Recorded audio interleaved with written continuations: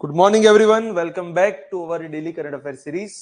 चलिए शुरुआत करते हैं आज के हमारी इस लेक्चर का। और सबसे पहले देखते हैं कि वो कौन से टॉपिक्स है जो आपकी सिविल सर्विस प्रिपरेशन के लिए इंपॉर्टेंट है। लेकिन लेक्चर को शुरू करने से पहले मैं एक चीज आपको यहाँ पे बता दूं कि जो लेक्चर आपके सामने यहाँ पे शुरू होने के लिए जा रहा है उसकी पीडीएफ आपको हमारे टेलीग्राम ग्रुप की चैनल पे से मिल जाएगी, which is mentioned in the description box. So you can go there, you can download this PDF and you can get all the information regarding this lecture. और आपकी ये जो PDF है वो आपको दोनों लैंग्वेज में मिल जाएगी, that is English as well as Gujarati. So for all those aspirants who are doing their preparation even in Gujarati medium, you can download this PDF and you can get all the information regarding the recent context. और यहाँ पे जो PDF हम यहाँ पे frame कर रहे हैं वो प्रीलिम्स और मेंस दोनों को ध्यान में रख के बनाई जाती है। मतलब आपको वहां पे प्रीलिम्स का भी कंटेंट मिल जाएगा और साथ साथ आपको मेंस का कंटेंट भी वहां से मिल जाएगा, राइट। तो चलिए शुरुआत करते हैं आज के हमारे इस करंट अफेयर के लेक्चर का और वन बाय वन टॉपिक्स की करते हैं शुरुआत। और सबसे पहले जो टॉपिक आज हमें यहाँ पे पढ़ना है that is about silver jubilee of PPV and FRA act. क्या है अभी रिसेंटली यहाँ पे न्यूज में, देखिए, union agriculture minister presented the plant genome saviour awards. ध्यान रखना कौन से वाले awards, plant genome saviour awards in New Delhi. किसके लिए? To mark the silver jubilee of which act? Protection of plant varieties and farmers rights act 2001। 2001 के अंदर भारत में एक नया कानून बनाया गया था जिसका नाम था protection of plant varieties and farmers right. और इसी कानून में जो बहुत ही बेहतरीन तरीके से वहां पे परफॉर्मेंस वहां पे दिया हुआ है, जिसकी इंपैक्ट्स बहुत ही अच्छी रही, तो इस कानून की हमने वहां पे 25 ईयर वाली सिल्वर जुबली का सेलिब्रेशन किया है। एंड इन दैट सेलिब्रेशन वहां पे एक अवार्ड्स डिक्लेयर हुए हैं जिसका नाम है प्लांट जीनोम सेवियर अवार्ड्स, और जो कि रिसेंटली अभी वहां पे कंटेक्स्ट में है। सो अगर हम बात करें इस कानून के regarding, it was India's first sui generis legal framework for protecting the rights of the farmers as well as the plant breeders that ensures equitable benefit sharing and seed sovereignty। जो फार्मर्स के और plant breeders के rights को वहां पे protect करने के लिए बनाया गया था। इस कानून की शुरुआत हुई थी 2001 के अंदर by ministry of agriculture and farmers welfare. Operational हुआ था 2005 के बाद। उसका मेन ऑब्जेक्टिव क्या था? तो भैया प्लांट ब्रीडिंग के अंदर इनोवेशन को एनकरेज करने के लिए वहां पे एक बैलेंस सिस्टम को एस्टेब्लिश करना जरूरी था। साथ साथ जेनेटिक डाइवर्सिटी को कंजर्व करने के लिए फार्मर्स के रोल को भी रिकॉग्नाइज करने की वहां पे आवश्यकता थी। इन दोनों चीजों के ऊपर वहां पे ये वाला कानून बनाया जाता है, to establish a balance system that encourages the innovation in plant breeding और साथ साथ for recognising farmers role in conserving genetic diversities. So उसके की फीचर्स क्या है? तो farmers can save, use, sow, resow, exchange and share the seeds of registered varieties. They are also eligible for compensation for non performance of varieties. अगर मान के चलो farmers ने जमीन के अंदर किसी वेराइटी को वहां पे सो किया और उसे उसके सामने कुछ रिजल्ट नहीं मिला, तो फार्मर्स के पास under this section of 39 of this act they are having those rights कि उन्हें सामने कंपनसेशन मिलना चाहिए। क्योंकि फार्मर्स जो है वो सीड्स के ऊपर भरोसा करके वहां पे आगे बढ़ते हैं और अगर वही सीड्स अगर उन्हें परफॉर्मेंस ना दे सके तो सामने आपको कंपनसेशन मिलना चाहिए। और ये कंपनसेशन कौन सा कानून आपको वहां पे देता है? For that the new law was made in the year 2001, protection of plant varieties and farmers rights। Breeders के राइट्स क्या है? Breeders are also having some exclusive rights to produce, sell और license the protected varieties, ensuring the intellectual property protection for innovation. अगर वो कुछ नया innovation कर रहे हैं तो सामने वो वहां पे पेटेंट वगैरह ले सकते हैं और वहां से कुछ बेनिफिट्स वहां से उठा सकते हैं। रजिस्ट्रेशन क्राइटेरिया वहां पे क्या था? The varieties must meet distinctness, uniformity as well as stability standards. और वहां पे अगर हम बात करें तो 57 crop species were notified for registration. और वहां पे एक नेशनल जीन फंड भी बनाया गया था, किसके लिए? It was created to channel benefit sharing fees and support in situ conservation and rewarding the farmers. वो एक तो बेनिफिट शेयरिंग के रिगार्डिंग वहां पे कुछ वहां पे चैनल बनाने के लिए, और साथ साथ इन सिटू कंजर्वेशन और फार्मर्स को रिवॉर्ड वगैरह करने के लिए ये वाला कानून वहां पे बनाया गया था, ये वाला फंड वहां पे बनाया गया था। And that is all about this law. साथ साथ अगर हम बात करें तो ये जो प्लांट सेवियर अवार्ड है, वो अवार्ड एग्जैक्टली क्या है? एक नेशनल recognition scheme है under this act to honor the farmers as well as communities that preserve the traditional and endangered plants varieties। जो भी फार्मर्स या फिर जो भी कम्युनिटी एंडेंजर्ड प्लांट वेराइटीज को वहां पे प्रिजर्व कर रहे हैं, उसे एक ऑनर देने के लिए, उसे एक सम्मान देने के लिए वाले अवार्ड वहां पे दिए जाते हैं। Introduce under this section of 39(1) और उसका तीसरा वाला जोन इसी एक्ट के तहत to reward grass roots conservationist of genetic resources. तो इसी कानून के अंदर ये वाला प्रोविजन भी है कि जो बंदा या फिर जो भी कम्युनिटी इस टाइप की प्रिजर्वेशन वहां पे कर रहे, इस टाइप के कंजर्वेशन कर रहे हैं, तो उसे वहां पे अवार्ड्स वगैरह मिलने चाहिए। सो awarded to individual farmers as well as community seed groups that are engaged in conserving indigenous land races and wild relatives of the crops। तो इंडिविजुअल फार्मर्स को भी ये सब अवार्ड्स मिल सकते हैं और साथ साथ कम्युनिटी सीड ग्रुप्स को भी ये वाले अवार्ड्स वगैरह मिल सकते हैं। So that is all about the news, that is all about this kind of awards as well as silver jubilee of PPV and FRA Act 2001। और नेक्स्ट टॉपिक पे जाने से पहले मैं आपको एक चीज वहां पे बता दूं, PD Gurukul that is the best institute for civil service preparation in Gujarat की तीनों ब्रांचेस पे, that is Ahmedabad, Vadodara and Gandhinagar, तीनों ब्रांचेस पे नई बैचेस की होने वाली है शुरुआत from the next month. We have also launched a batch from 3rd of November, that is this month, लेकिन वो बैच अभी वहां पे ऑलमोस्ट फुल हो चुकी है and that's why we are also launching a new batch in the next month. So अभी तक अगर आपने एनरोलमेंट नहीं करवाया है तो नीचे डिस्क्रिप्शन बॉक्स के अंदर आपको एक फॉर्म मिलेगा, you can go there, you can fill up the form and you can enroll yourself for these new batches which is available in both the mediums, that is online as well as offline। और साथ साथ वहां पे आपको Gujarati, English और हिंदी तीनों medium की batches वहां पे मिल जाएगी। अगर अभी तक आपने एनरोलमेंट नहीं करवाया है तो आज ही एनरोलमेंट करवाए, you will get 3 free demo sessions as well as up to 50% scholarship, right. So अभी वहां पे एनरोलमेंट करवाए, एक बार डेमो लेक्चर्स को आप देख सकते हैं, आप इस तरीके से वहां पे एनालिसिस कर सकते हैं कि कौन से लेवल की प्रिपरेशन हम यहाँ से करवाते हैं, किस तरीके की गाइडेंस यहाँ से प्रोवाइड होती है, डायरेक्शन कैसे दी जाती है for civil service preparation specifically for UPSC and GPSC class 1-2 examinations. या फिर आप ऑल्सो कांटेक्ट कर सकते हैं इस नंबर के ऊपर, आप वहां पे कांटेक्ट करके पूरी इंफॉर्मेशन ले सकते हैं रिगार्डिंग द न्यू बैचेस जो कि अभी शुरू होने के लिए जा रही है। This is the right time to start the preparation if you want to crack the exam in 1.5 years we can say. तो अगर 1-1.5 साल के अंदर आपको एग्जाम को क्रैक करना है तो आज ही प्रिपरेशन को वहां पे स्टार्ट करें, आज ही जाने की किस तरीके की प्रिपरेशन यहाँ पे हो रही है। और साथ साथ अभी देखा जाए तो गवर्नमेंट ऑफ इंडिया वहां पे 8th पे कमीशन को भी लेके आई है, जहां पे ऐसे गिनती है कि अलग अलग गवर्नमेंट की जितनी भी पोस्ट है, जो भी ऑफिसर्स है, उनकी सैलरीज वहां पे लगभग डबल होने के चांसेस है। So there are more salaries and that's why there is more competition, and in this competitive market a special guidance is required, one-to-one mentorship is required। There must be one person कि जो आपकी preparation के ऊपर continuously watch रखे, जिसको पता हो कि आपकी प्रिपरेशन कौन से लेवल पे है, उसको किस तरीके से आगे बढ़ानी है, शेड्यूलिंग कैसे करेंगे, कौन से सब्जेक्ट्स को पहले खत्म कर सकते हैं, किसको बाद में खत्म करेंगे, everything about your preparation will be done by PD Gurukul.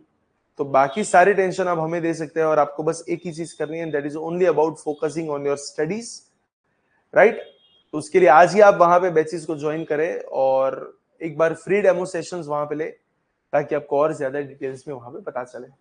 चले नेक्स्ट टॉपिक के ऊपर आगे बढ़ते हैं, that is about cabinet approves new royalty rates for 4 critical minerals.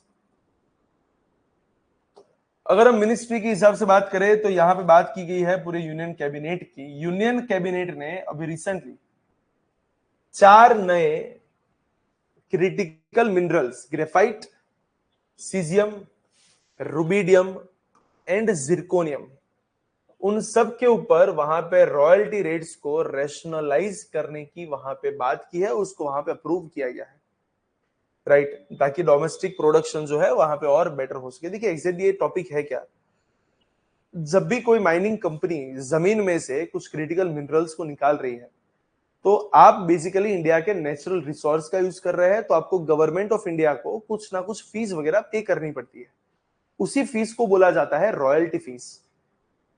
और रिसेंटली हमारे जो यूनियन कैबिनेट है उसने इन चारों अलग अलग क्रिटिकल मिनरल्स के ऊपर वहां पे ऐसा बोल दिया है कि जो भी रॉयल्टी फीस यहां से गवर्नमेंट आपके पास से लेगी उसे हम रेशनलाइज कर रहे हैं, मतलब कि बहुत ही ज्यादा कंसेशनल रेट पे आपको इन सब का माइनिंग करना पॉसिबल हो जाएगा। तो गवर्नमेंट ने जो वहां पे रॉयल्टी फीस लगाई है उसको थोड़ा सा रिड्यूस किया है ताकि और डोमेस्टिक प्रोडक्शन को वहां पे बूस्ट कर सके। कौन से क्रिटिकल मिनरल्स को यहाँ पे शामिल किया गया है, तो बोले graphite, caesium, rubidium as well as zirconium, right. So what is royalty rates, तो यहाँ पे लिखा गया है charge levied by the government on mineral producers for the extraction of natural resources, जो उनकी एवरेज सेल्स प्राइस के थ्रू उसके परसेंटेज के थ्रू वहां पे डिसाइड की जाती है। और कौन सा लॉ यहां पे इन सबको गवर्न करता है, तो it is govern by mines and minerals development and regulation act 1957, जिसे शॉर्ट में MMDR बोला जाता है। साथ साथ वहां पे एक दूसरा भी एक्ट है मिनरल कंसेशन रूल्स 1960, जो सेंट्रल गवर्नमेंट को इस तरीके की रॉयल्टी फीस को फिक्स करने या फिर रिवाइज करने के राइट्स वहां पे देती है।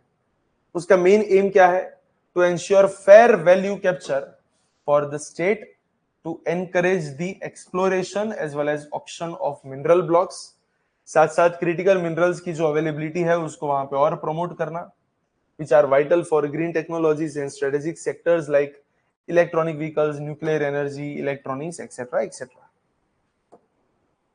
और उसके मेन अभी फीचर्स में वहां पे क्या है, तो देखिए ग्रेफाइट के अंदर वहां पे रॉयल्टी को वहां पे कितने के आसपास वहां पे रखा गया है, तो डिपेंड ऑन द क्वालिटी। अगर हायर ग्रेड है तो 2% और अगर लोअर ग्रेड है तो 4%।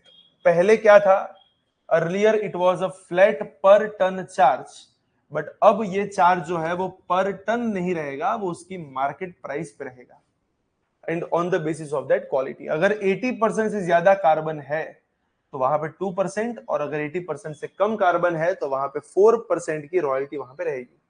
सीजियम और रुबिडियम दोनों की अगर हम बात करें तो वहां पे 2% का रखा गया है, और जिरकोनियम की अगर हम बात करें तो वहां पे 1% की वहां पे बातें हैं। The new rates will make it easier to auction the blocks containing this minerals and discovered the linked elements like lithium as well as rare earth. So that is all about this news, that is all about this royalty fees.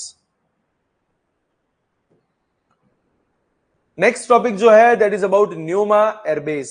बस आपको ये पता होना चाहिए कि ये वाला airbase जो है वो कहां पे है। यहां पे नो डाउट उसकी मैंने डिटेलिंग्स आपके सामने रखी है, बट प्रीलिम्स के कंटेक्स्ट में it is important, not in the context of mains. तो अगर आप बहुत ज्यादा उसको डिटेल में मेंस के कंटेक्स्ट में नहीं पढ़ेंगे तो चलेगा। एक तो पता होना चाहिए कि न्यूमा एयरबेस जो है वो कहां पे है। एक इंडियन एयरफोर्स का एक एयरबेस जिसका नाम है न्यूमा एयरबेस, जो ईस्टर्न लद्दाख के अंदर है। तो एक तो ये चीज आपको पता होनी चाहिए।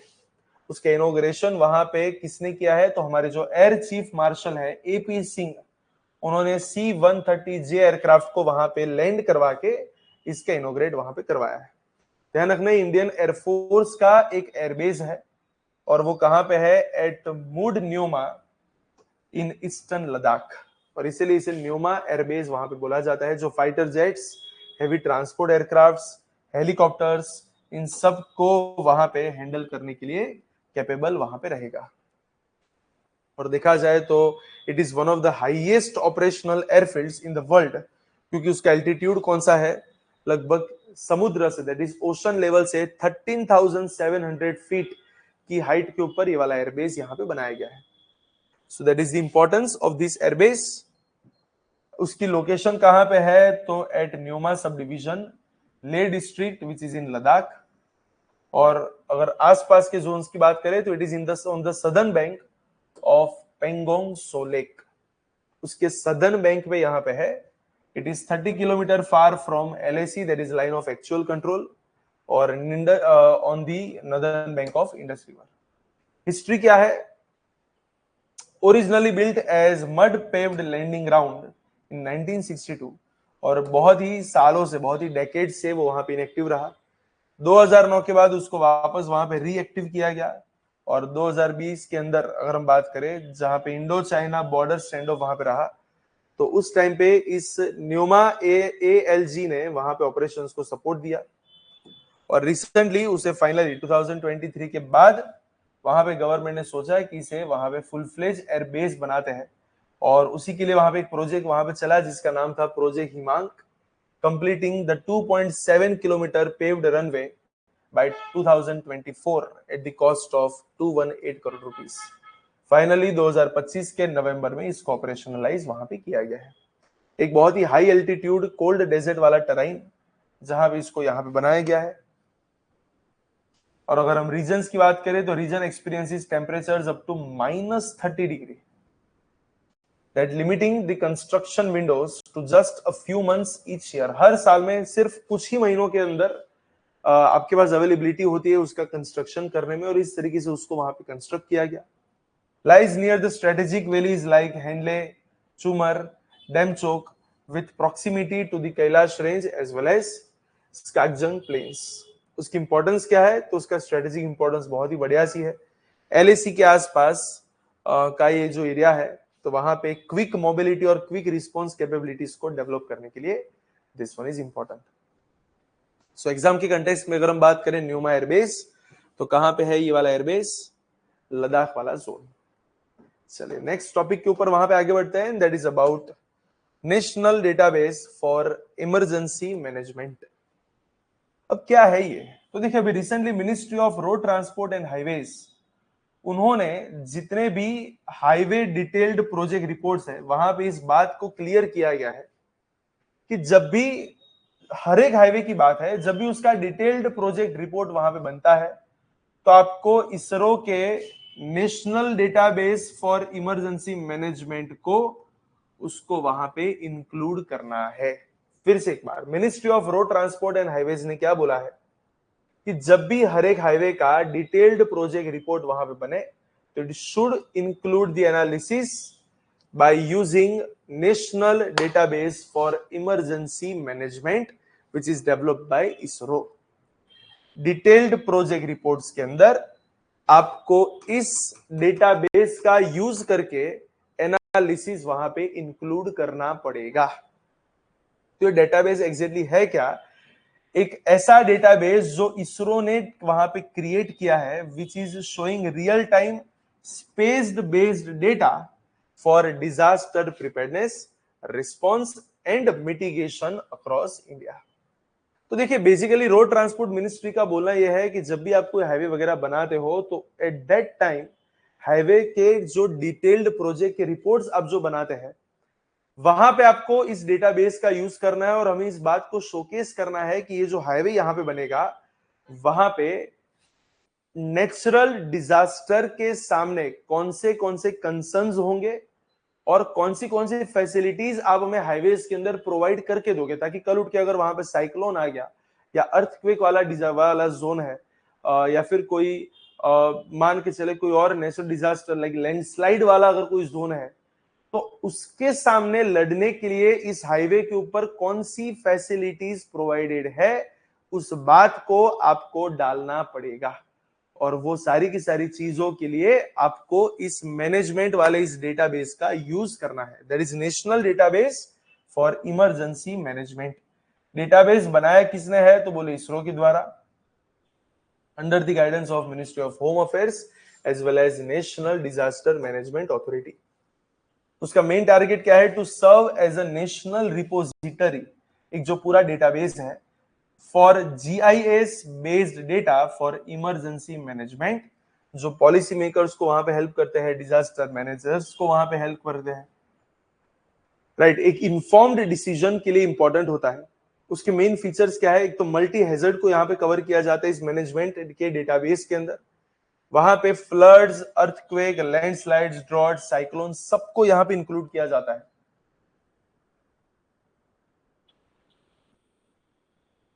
साथ साथ it also enables terrain mapping for slope and drainage assessment. उसके अंदर जो पूरी टराइन है, जो पूरा रीजन है, उसकी जो पूरी जियोग्राफी है, उसका वहां पे मैपिंग होता है ताकि स्लोप और ड्रेनेज के बारे में भी पता चल सके।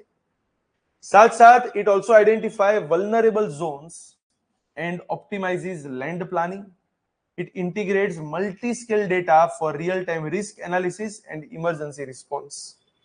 It is used by NDRF, SDRF, state disaster management authorities, ताकि आप डिजास्टर के टाइम पे प्लानिंग वगैरह और रेस्क्यू ऑपरेशंस को वहां पे एग्जीक्यूट कर सके। और रिसेंटली अगर हम बात करें तो ministry of road and highways ने भी इसको वहां पे मैंडेटरी बना दिया है कि जब भी किसी हाईवे का कोई डिटेल्ड रिपोर्ट वहां पे बने तो आपको हमें इस इमरजेंसी डेटाबेस वाले, इस मैनेजमेंट वाले इस डेटाबेस का यूज करके हमें बताना है कि हाईवे जो है वो कितना वल्नरेबल है इन सारे के सारे नेचुरल डिजास्टर के सामने।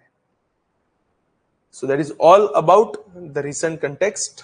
और उसके बाद आज का एक लास्ट करंट अफेयर का topic, that is about rise programme. क्या है ये राइज प्रोग्राम?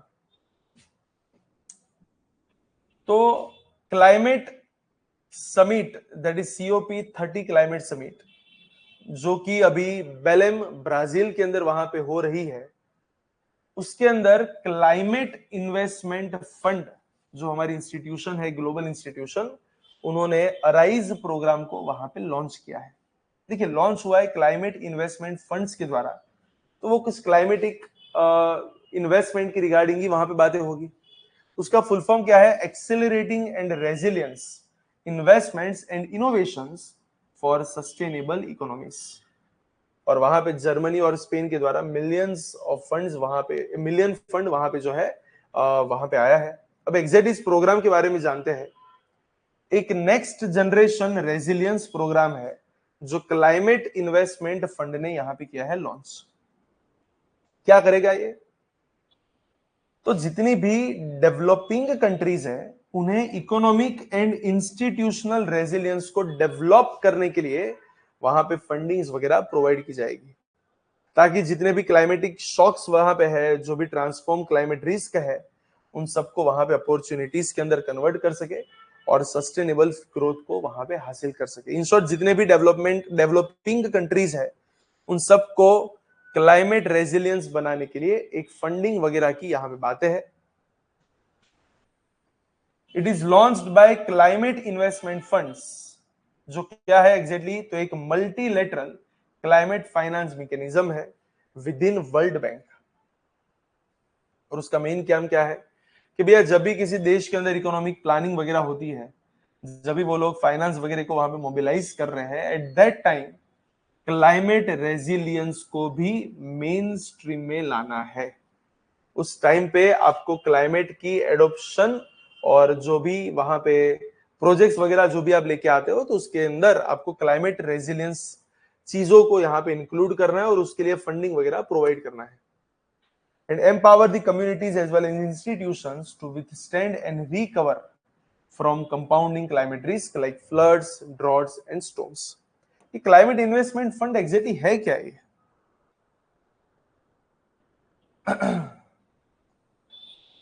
एक मल्टीलेटरल क्लाइमेट फाइनेंस मैकेनिज्म है जो आपको कंसेशनल फंडिंग प्रोवाइड करता है। किसके लिए? To support low carbon and climate resilient development.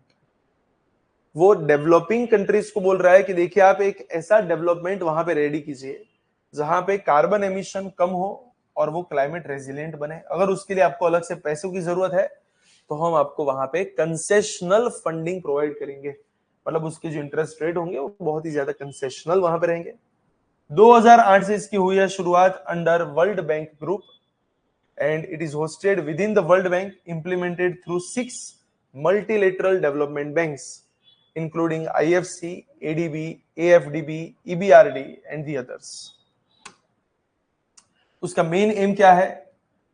To catalyze transformational climatic investments by mobilizing public and private finance, जिससे clean and technology, energy access और resilience, साथ साथ नेचर बेस्ड सॉल्यूशंस, इन सबको वहां पे प्रोवाइड किया जा सके over 70 low and middle income countries.